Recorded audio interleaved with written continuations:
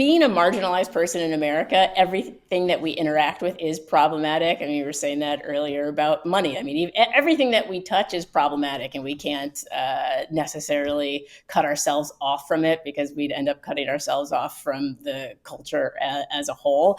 I did stop listening to Kanye, which was very, very, very, very, very difficult for me. I'ma get $1 million in. What up, y'all? It's Torre, and this is Rap Latte. And I'm King Green. These are deeper conversations about hip-hop. And we got Maya May from the Lincoln Project with us today because she is here to fight fascism with a smile. But we are dealing with a very serious constitutional crisis right now, and I think most Americans don't realize that. And you have read the books and talked the talk and talked to people. How do we prove to people in America that we are dealing with an authoritarian fascist situation right now?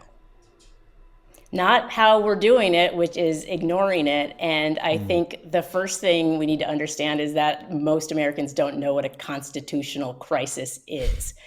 That is a phrase that I think very few Americans have ever said or heard in their entire lifetime. So we have to remember that I think most people have a sixth grade reading level. And so we have to explain things more than we want to explain things. So one, thank you for having me on the show. Two, let's fight. Can I swear on here?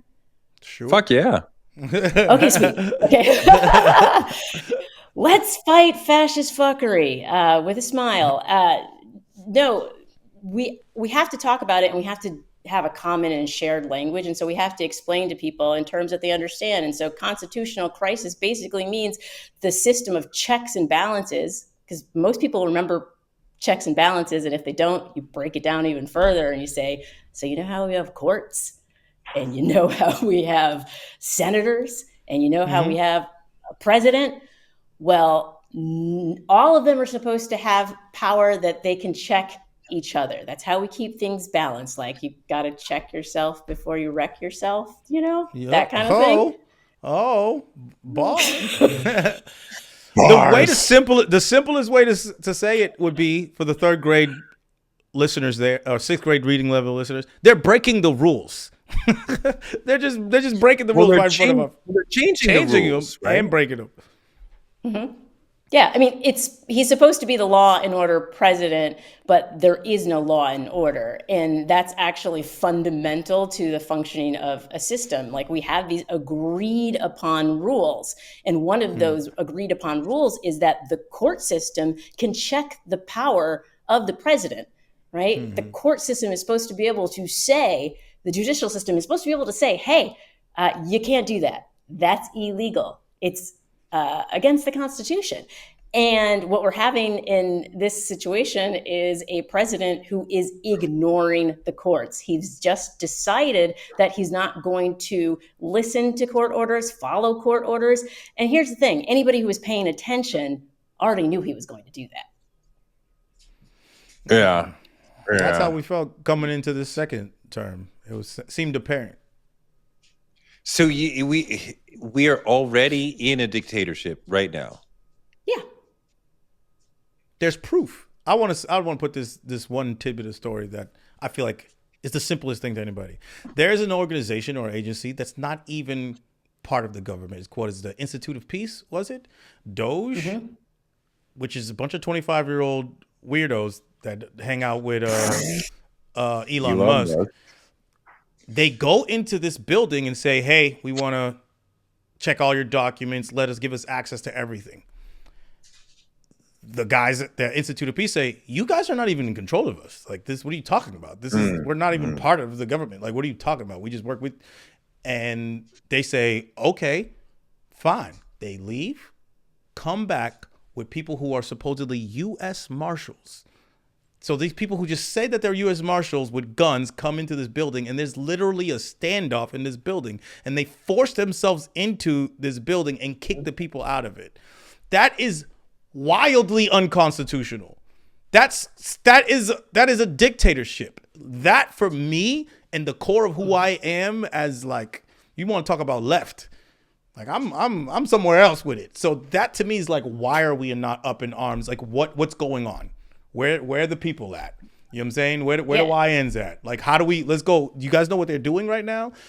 How do you go into a building and just commandeer everything? That doesn't make any sense. And now they're deciding if that was lawful or not. Like how do you, that makes no sense. Yeah, it was definitely not lawful. And I don't know if you saw one of the photos from it, but there was a uniformed police officer descending the stairs, and behind her you could see Institute of Peace. And to me, it was so telling of the moment that you have this police state disrupting our peace, because that is what fascism does. One of the things that you'll learn if you read these books, folks, which I want the leaders to read them. I want anybody to read them, but I specifically want our leaders to read them, is that they want to create a culture of threat. So what does that mean? Well, the same way we, as Black people, have been living in America this entire time, where when we see cops, we have a visceral reaction, or at least I know I do. And I grew up in the suburbs of Chicago. And when I see a cop car, I have a visceral reaction and get nervous about it. Well, what they want is for everybody to feel that. They want people to look and see plain clothes or ICE coming and ask themselves in their mind, oh God, do I have my passport on me? Do I have proof that I'm an American citizen? Because right now, ICE is scooping people off the streets who are actual U.S. citizens and confiscating their, and allegedly, I have to say allegedly, because we, for some reason, have to follow the rule of law, all right? And so they are allegedly scooping up U.S. citizens and also confiscating their identification at the time, and so detaining them without even them being able to prove that they are, in fact, U.S. citizens. And so why aren't people screaming about it? Because they don't know about it. Our media landscape doesn't allow it. Like. Wait, hold on. What is the value of a national culture of threat? Control. To the fascists? Yeah. That makes, so the first rule is do not obey in advance. That's Timothy Snyder. Do not obey in advance. Well, in a culture of threat, people start to obey in advance. You will see people enacting some of these executive orders that are actually illegal, unlawful executive orders, and you will see them follow these executive orders. That is complying in advance. And why are they doing it? Why are they obeying in advance? Because they're living in a culture of threat, and they are absolutely afraid of losing their funding or losing their job. That's the value to the fascists. They want us to police ourselves so they don't have to police us. Let's put it in a historical context. Like, are we like Mussolini dictatorship? Are we like Putin dictatorship? What type of dictatorship? Like, you know, like we like who are we, like who would a historian align us with most at this point? So I lived in Argentina for about 8 years, and they like to disappear their intellectuals and throw them in trunks of cars and cart them somewhere. So I would say we are very clearly modeling ourselves. They've stated it, right? They've stated it. We're modeling ourselves after Argentina, and from an economic standpoint. But what we're seeing, the attacking of LGBTQ people, right, of the most marginalized, well, we know where we saw that. And we see that in Hitler's Germany, right? And we see that currently now in Putin's Russia. Fascism always goes for the most marginalized because they expect that people won't stand up for them, that they'll say, oh, well, they're going after them, not me, so I'm fine. So I'm just going to stay quiet over here and let them go after them, not realizing that that is the sign that fascism is coming, because they want to go after the people who are who don't have as much sympathy from the rest of the culture, unfortunately. That seems apparent. And structurally, it's control. That's why they want control, and they have it. Do you think that Trump will be president in 2029? Don't ask me that. the So you think yes? um, if he's still present with us on this planet, I think he will find a way to try to Sure. say that that needs to happen. You know, they already, of course, are putting forth legislation, or they're trying to put forth legislation to say that he could have a third term. But in all reality, I like to consider myself an optimist. And I think there is still time for people to pay attention. I think he has overplayed his hand in the sense that, yeah, people may not be paying attention just yet. The people who are paying attention are the people who are always paying attention. But Yeah. as people are starting to see their own communities get hurt by this, there was just a focus group in Michigan. A lot of Michigan voters who voted for Trump are now regretting that vote. And so I think there is still time to wake people up. And don't forget, we still have, let's not get ahead of ourselves. We have the midterms as well. We have the special elections coming up in Florida where we might be able to flip a couple districts from red to blue. And then we have the Supreme Court race in Wisconsin. There are many elections to think about before But, we get there. but before we get to even the elections, we have a significant information or communications problem, right? We have seen a significant chilling or silencing of media from multiple directions. There clearly is a dearth of people who are willing or able to stand up and say, this is going on from a opinion standpoint or a reporting standpoint. So the people are becoming less aware of what is actually happening because media is not screaming about it, certainly not in the way they were in the first term or in the year before he became president again. So it seems like, oh, things aren't that bad because media's not doesn't have their hair on fire now, when that's because they put tape over their mouths. Yeah. And they comply in advance because they are terrified. They're terrified about losing their jobs, but also remember, this is I'll call it a regime that is very much aligned with Putin. When I think about the decisions that Trump makes, I always remember that the Republican Party is now a party that was bought and paid for by Putin and Elon Musk, and we know what they are aligned with. And so we have to think about their actions in that way. And people who disagree with Putin fall out of windows, allegedly. Allegedly, allegedly. I think the It, component of Elon Musk and Putin and Peter Thiel and JD Vance, those components and that connection between that world is the most important part of this discussion. Like, we're looking at Trump, but it's like he doesn't even care.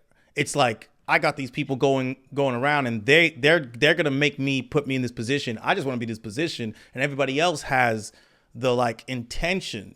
Like, who's the people that went into that building and completely didn't care about the Constitution? It's Doge, right? That's Elon Musk. They're the muscle and the thought process that seems behind it. Is that what you think, or do you feel like it's like Trump has a brain? Oh yeah, cell? no, not even, not even a tiny brain cell. I think that and I'm glad that you brought up Peter Thiel, because a lot of people probably don't know who Peter Thiel And that's is. horrible. Yeah. Right. And so it's all about following the money, and we have to follow the money. And the money at this time leads straight to Silicon Valley. Like, this is the worst version of Revenge of the Nerds. Like, this is not the sequel that I had hoped for. The intellectuals, the nerds, they were supposed to be making society more equitable and efficient so that we didn't have to have 40, 50, 60-hour work weeks. We could spend more time with our families. But instead, they're doing things like the whole cryptocurrency. And just for everybody who doesn't know who Peter Thiel is, he is a investor, venture capitalist. He made his money. He's a PayPal guy. They call him the PayPal mafia. And you have all of these people who care very much about their wealth and very little about the rest of society. And they are the ones who are in charge. They have financed this whole thing. JD Vance is in the position that JD Vance is in because of Peter Thiel. And, Yes. And so completely. it's important. Go ahead. And he has an ethos. And he has an ethos that we need to understand. This is someone comes from apartheid South Africa on that side. He's not someone just same thing as Right. Elon Musk. They were friends. They did PayPal together. Peter Thiel was higher than Elon Musk, kicked him out. Elon Musk comes back with his tail between his legs to PayPal, gets some money. That's how he gets to Tesla. Peter Thiel's also in charge of so many different companies that like track facial recognition or whatever, which is how they find how ICE finds people, and that's how they're doing that. And yes, you're going to want to fund that and want that to work so you could use my technologies, right? So you can use my AI. And I have he has an ethos of how the world should work and how he wants the government to work for him, his companies, and for his kind too, because he comes from apartheid Africa. People act like we have to say it straightforward. This is a extremely racist human being, indoctrinated with racist ideals and concepts that used his money that he got from fleeing. Actually, his parents, I think, fled from Nazi Germany, and that's why they went to South Africa during apartheid. So you're talking about actual Nazis that came to South Africa, his parents, and he gets his money from them, comes and learns about stuff in America, right? Makes these companies with the money that he got from his parents, like a loan for $1 million is how he got there to get to PayPal. And you're telling me this person who parents are Nazis are just somehow Yahtzees. Parents are Yahtzees because the YouTube won't let us say anything. You know what I'm saying? Somehow is just not a racist person and doesn't have a racist agenda. And he's financed JD Vance and everybody and is in cahoots with all these companies. His company is the reason why you can find how ICE can find immigrants. Come on now. It's just in front of our faces. People just need to know. Yeah, and they're able to suppress it because they control all of the algorithms. And so that is the work that we have to do. Like, I don't want it to be all doom and gloom. And I think that's why Substack is an option, because I think it helps people break out of the algorithm. We all knew we were in trouble when Musk was simultaneously having conversations with Putin and also floating the idea of buying Twitter. So information, this is information warfare as just as much as it is Data anything warfare. else. Yep. Well, wait, let's go a little deeper into that, because we have a world where we used to be aligned with England, France, and Western Europe holding Russia, China, some of the Middle East at bay, right? Trying to control. Now suddenly we are aligned with Russia against Europe. I'm not even sure where China and the Middle East are supposed to fit within that. What are we gaining from this new world order that Trump is trying to create?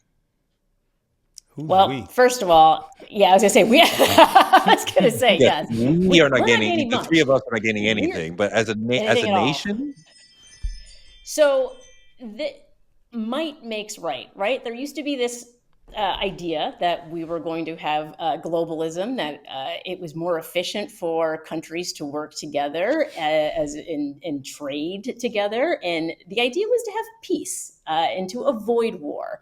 But we've moved in, and this is largely because of what we're seeing in Russia, but also what we're seeing in China, and also what we're seeing in India, is these fascist leaders who are stepping into power, and they're able to do so because they are authoritarians, right? And so Trump has decided that in order for us to compete, we also have to be authoritarian. That is really what it comes down to. These guys have gotten together and almost decided to divvy up the world. Like, you take Asia, I'm taking Europe, and apparently we're going to take Canada and Mexico. Like, these jokes about Canada being the 51st state aren't really jokes At all.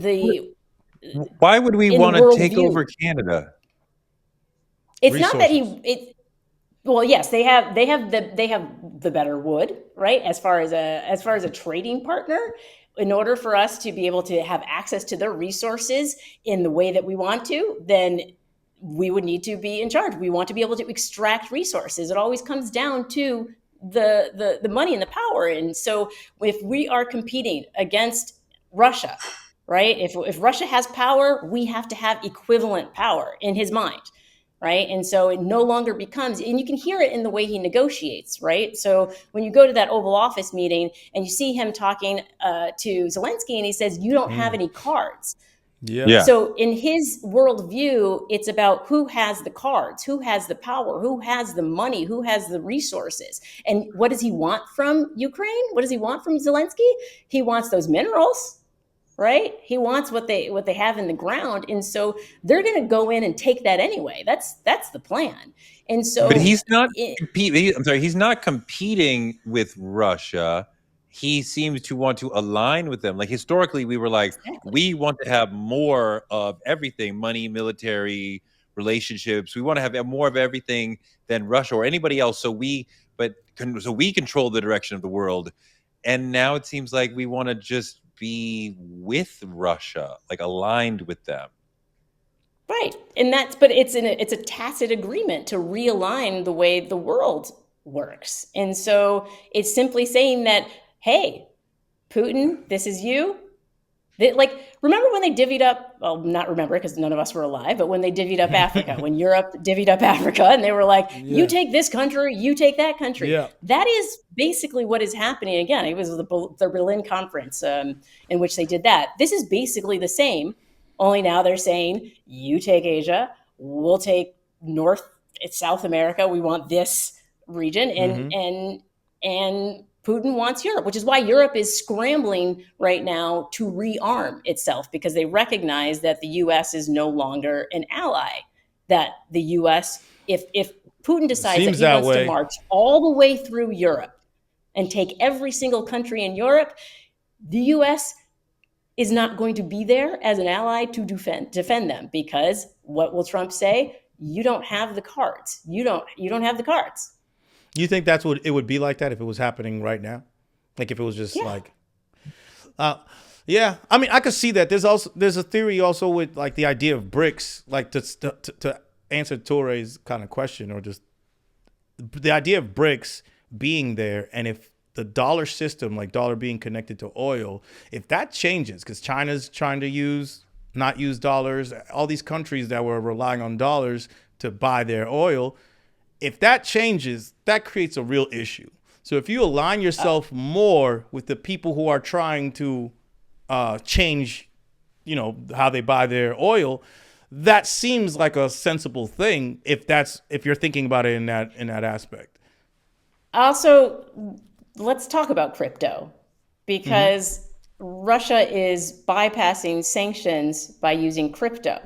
So why do you think there's now this Bitcoin and Doge and et cetera reserve? Like all of these Silicon Valley types, you've got Brian Armstrong with Coinbase, you have David Sachs, like the idea that the American dollar is always going to be the fiat currency of the world it's just not going to happen. And it so doesn't people make need sense. to be aware of that. Yeah, it actually doesn't make sense, because the only way you could control that is through brute force. And then when your force is gone, or your economic force, and one of those two things deplete, how are you going to make somebody say use your dollar when you have no cards, like he said, if you ain't got no cards? So that's what's really happening. And honestly, if you're watching this, you probably should get some crypto. No. Honestly, I'm just saying, because it doesn't look like it's going any other way. No. I want to hedge their bets, of course, but no, exactly as Tori's saying, no. I don't know why y'all say no, but okay. I mean, damn, you don't even want to listen to Kanye's album because of the shit he said, but buy crypto? That's like way further down the road than not listening to Kanye's album. I don't think those, first of all, I don't think we can. Part of what those things don't. Part of what she's saying is like, because crypto is so problematic. It is mostly used for nefarious reasons. It extracts resources. I don't know how much water is required to mine Bitcoin, but and electricity is required to mine Bitcoin, but it's a lot. This is not a good, I think is it Chris Rock who has the bit about using the ATM late at night? They shouldn't let you at 2 o'clock in the morning because you're not doing whatever you're using that money for, not for a good reason. Well, same thing with crypto. Like, crypto is very much the white nationalist currency. Like that's they take donations in it. It's their way of bypassing nations. Well, I'm just saying the Yeah, dollar is about to not but be worth much. if you have a political dispute with the dollar being the central economic figure in the world, you don't want crypto to become the center, right? You're like, fuck America being the world superpower, but you want a bunch of crypto fascist pseudo white supremacists to control the world because they control the crypto reserves. You don't. I don't want have that. first of all three of us don't have answers on the, like, I don't want the America to be like the superpowers. That's what you said. I'm talking about what things are, because I have my own. We all have our perspectives, right? But we all have to go pay for our food today, and tomorrow, and then we have to use this dollar that has so much blood on it. So I always extrapolate. For me, why do we have to go into something completely? I always look at it and I'm like, if I simplify this dollar is wrong. If I simplify crypto, the crypto is wrong. What's the answer? We actually don't have an answer right now, because no matter what on that financials conversation, it's kind of fucked. Like, we're very much fucked. Like, we got to be real about it. We're very much fucked. There's no pure government, but there's no political advancement in going from the dollar and the bloody American government to crypto. I wouldn't completely say that's true. There's an environmental issue when it comes to crypto, but there can be a political advancement in it. It's the fact that what she said before, the people who are in charge are white nationalists. That's the problem. And the problem with that's the people who run the nation of crypto. Like, they also run the nation of the dollar. Crypto. Yes, but they also run the nation of dollars, though. We have to say that too. Like, why are we acting like the dollar is some pure thing? Well, and that's where we need to talk about how we use resources. Like, I think about my cousin who, at 19, he moved to a Central American country and started farming and has lived there happily ever after. And I'm looking at my life going, maybe that's the decision I should have made, like, to grow my own vegetables. Everybody's getting backyard chickens because they can't afford eggs. And the fact of the matter is being more resourceful and being able to sustain oneself. And how much of the stuff that we buy do we really need to buy? And so if we really want to fight back as a people, we have to start examining where we put our resources and the difference between wants and needs. And that's going to take some reflection, I think. Yeah, and have a more social idea of how we use money and commerce. I agree with that point 100%, especially as a people, as a community, and beyond. You know, first you look at yourself, your family, your community, and the larger community. I completely agree with that.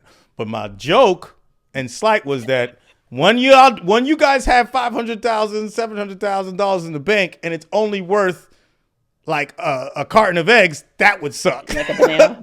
Yeah, he's like, I have $500,000 and it's a banana, and then my black ass threw it on crypto and was like, hey man, I could buy that egg with a negative percentage of a crypto. I'm just making the joke about it, but I'm just saying, like, it seems like we have to fight it through a social idea more so than through legislation and things like that, because they're in charge.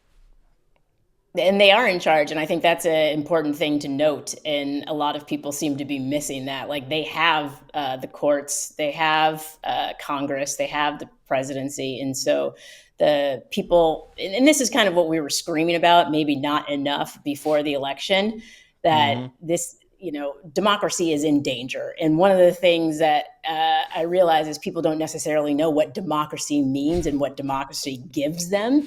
And so that wasn't the best messaging. It needed to be, hey, your Social Security is in danger. The ability to take care of your family is in danger. Your access to healthcare is in danger. And this is why. And so, and the behavior right now of the Democrats, this is what's bothering me, is it's not aligning with the fact that we are in a dictatorship right now. Their behavior is very, very akin to both sides are the same enough that we will be able to get out of this without adjusting our approach. And we all know if we don't have the ability to adapt to new information, then we die. Like, that's just how things work. Your mic, Tori. Study dictatorships and fascism. What is the way out of it from here? I think first thing is acknowledging the moment. And so I think being able to say it loudly. But then we are in a constitutional crisis. We are dealing with a dictatorship, and it needs to use the same kind of repetition that they use. So we have to use the tactics that they use against them. It's like, is it Aikido or Judo? The one Aikido. where That's Aikido, yeah. Is that Aikido? Where you, Yeah. you shift the energy.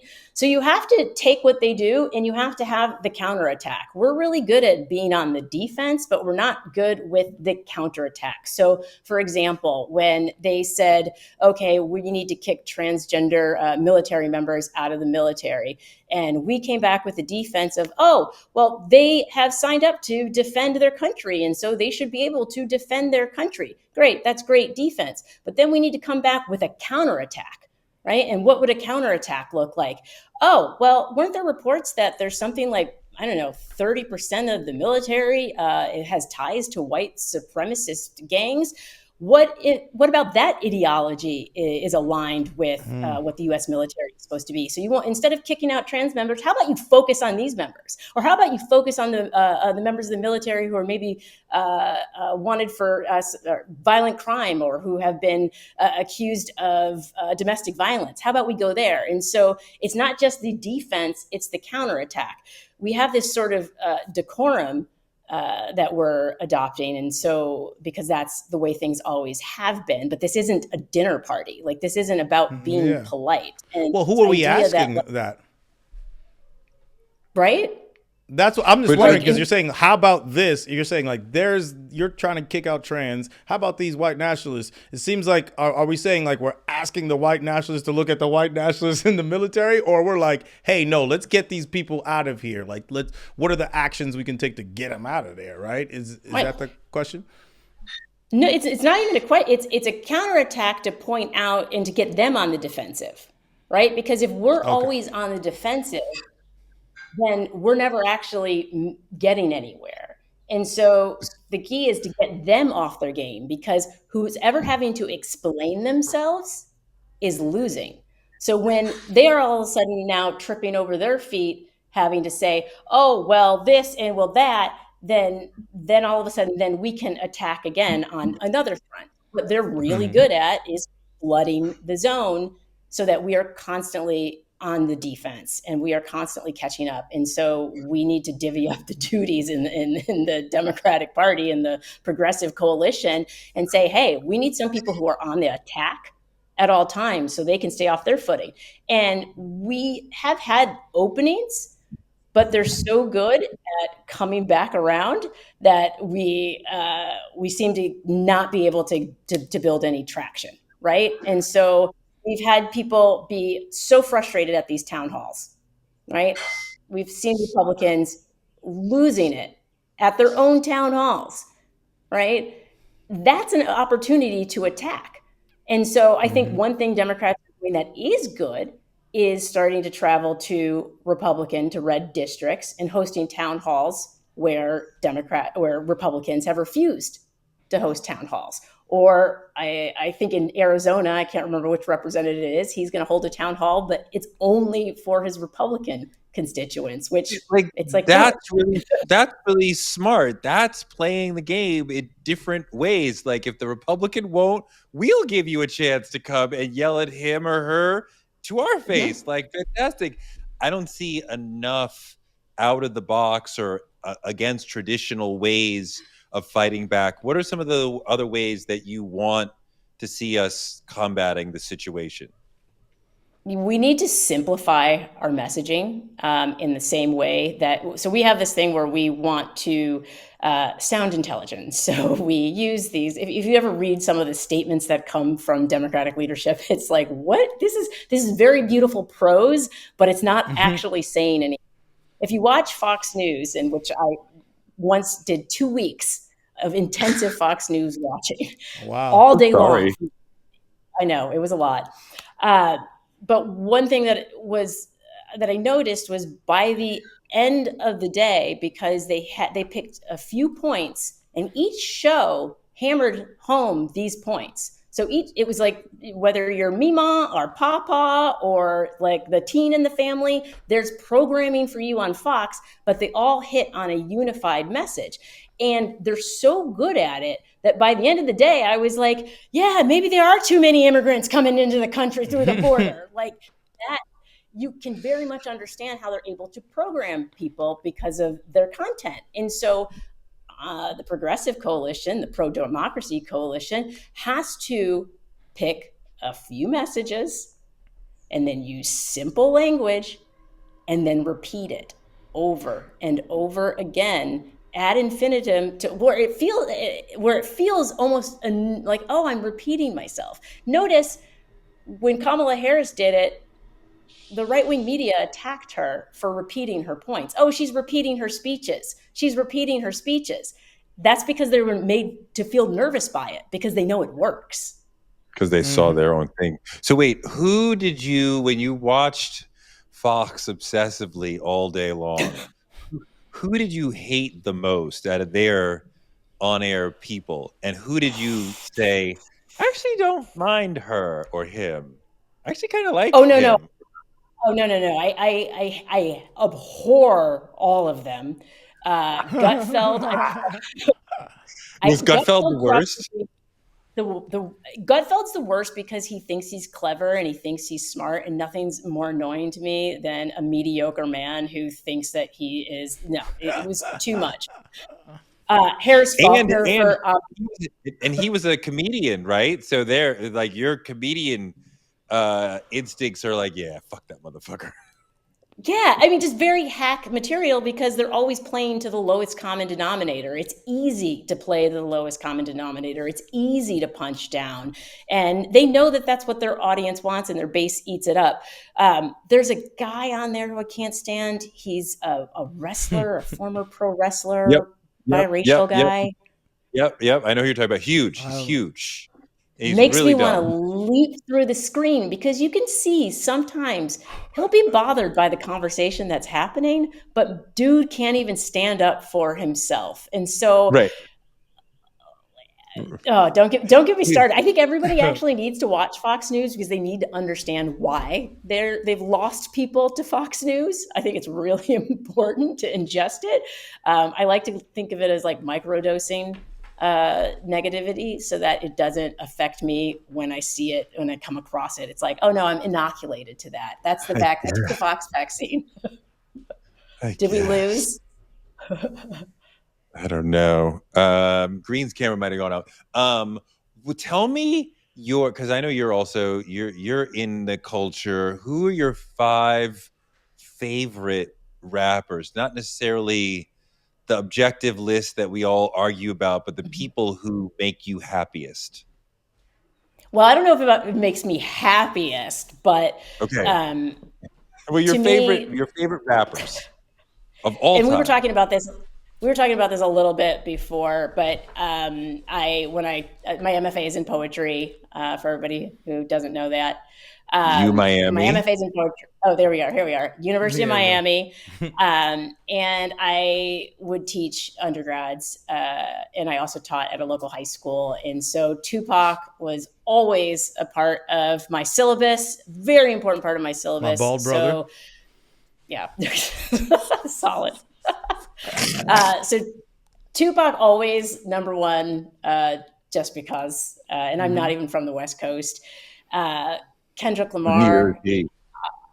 I'm actually worried about him after the halftime, after the Super Bowl halftime. I feel like that performance was on par with Kanye saying George Bush doesn't care about black people. And I'm like, oh God, they're going to come for him. They're going to come for him. Some people are on both sides of that. Like, it wasn't enough. Like, some people are like, there's that. So he's probably safe just because there's some people that feel like he didn't really do anything. That's the one That's thing. actually But good maybe, then. I mean, I think the people who thought he didn't do anything probably weren't able to catch all of the nuance in his performance. I think Well, there's a lot to be. Maya, the other direction, not the blind, moderate white people, the far lefty black people who are like, well, it wasn't actual revolution. He just commoditized revolution. And you're like, well, unless he like freed Gaza in the middle of the Super Bowl, it's not enough. He didn't actually do enough.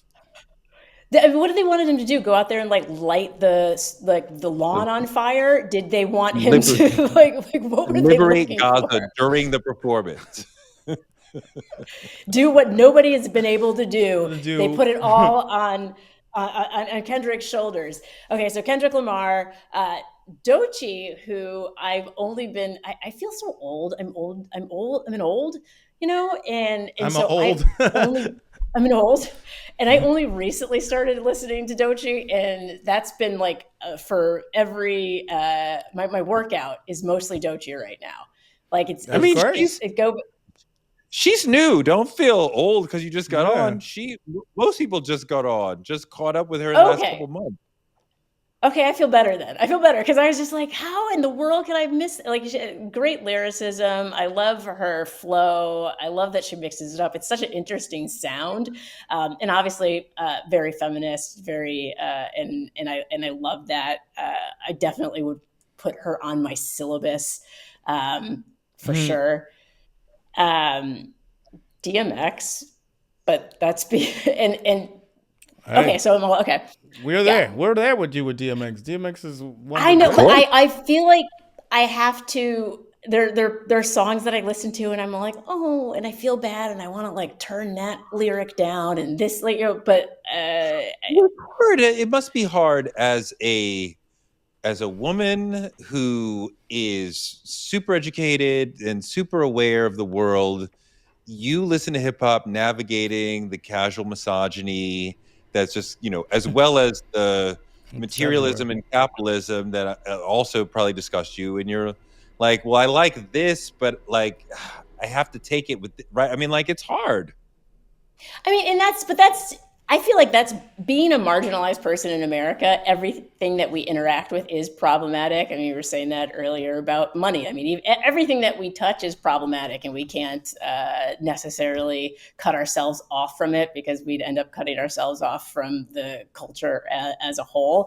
I did stop listening to Kanye, which was very, very, very, very, very difficult for me. Extremely difficult for me. So difficult. Was it hard? It's so hard. You don't understand. I was that person who was like, when Donda came out, I was talking to cashiers at Ross about it. Like, I was like, you gotta see, and then because he'd already done crazy stuff and gone crazy by that point, but he hadn't gone full blown Yahtzee or whatever it is he's doing now. And so I was able to justify it. I was like, it's kind of a redemption album, and you got to understand. And now I had to let go. I had to let go of Kanye, and that hurts. It hurts. Glad to hear that, though. Me personally, it hurts real. Yeah, and so you're not going to listen to his new album, Bully. Ross cashier sitting there going, "Yeah, that bitch tried to tell me that Ye wasn't shit." Where's she now? Fuck him too. Where is she now? Using all those big words. I mean, I had to go through my tweets because I was like, I got to make sure I got to take off all Kanye praise needs to go. He's a big Kanye apologist deep into the 2000s. Like, that's crazy. But I mean, he's he's got to go. He's got to go. And you look like you're still listening to him. On the low, I'm looking at you. The struggle is so real. You look like you still be listening to. Let's put it on. The new album came out today. It's a slow leak. Oh, they dropped So, it. yes, look at it. You already answered the Excited. question. I already know the answer. She's to the gonna question. listen. The eyebrows were up in the hairline. Will you check out the album? You already said with your face, yes, I will. I mean, we can't do the work that we do. It's more of a research. I'm allowed to listen to it once for research purposes, right? Yes, you are. Yes, You are. Sure. You are. Sure. That's We what did. I did. 100%. Yeah. I'll gather Green. the family, so it's only one stream. We're not gonna rock it, and I don't even think there's anything on here that would challenge you to be like, wow, I would want to listen to that song again, but fuck Kanye. Like, there's not even anything like that. You'll be like, this is it? Like, this is what you've been doing in Tokyo for the last 2-3 years? Really? How you go to Tokyo where and make he's some been? trash? It's like there's so much inspiration there, and you're gonna make some trash and be a full-on Yahtzee. Also, if I lived in Tokyo for 2 years, you better believe the best rapper and producer in Tokyo would be on my project, and you'd be understanding a little bit more about Japanese culture, which has been a part of hip hop culture forever. Like, that seems obvious. You went there and you made soul samples. What are you doing? Now we're doing a normal show. Maya, Yeah. thank you so much for coming out and rocking with us. Rick Wilson, your partner, is one of the great warriors on the left against the bullshit. So you couldn't have a better partner. And I'm so glad you're on the front lines trying to educate people and fight against this shit. I'm trying, and I'm going to keep trying, and I'm not going to give up because I'm hard-headed, as my family will say. And so I believe in us. And if my granny could survive, through the 20s and fought the good fight, then it's on us to continue to fight. I'm not going to sit this one out. So we're just going to have to be the barely perceptible change and progress that we wish to see in the world. That's what we're going to do. Amen. Thank you so much. Thank you. Yeah, thank you for having me. This has been fun.